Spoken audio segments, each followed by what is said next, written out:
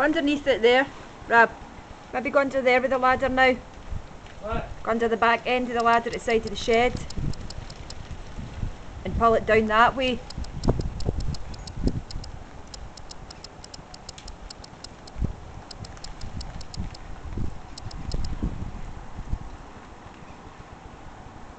Aye, that's what you do, tie the rope.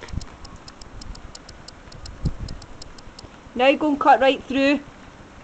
Is it Yes, sir. is it tied enough so that you can pull it back? Hey, Is it strong enough, aye? it's getting into this bit, isn't it? Right.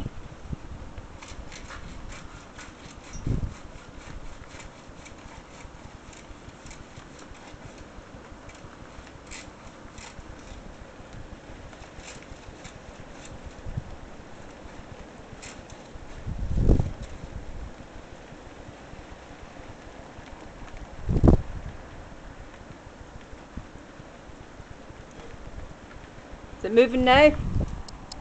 Aye.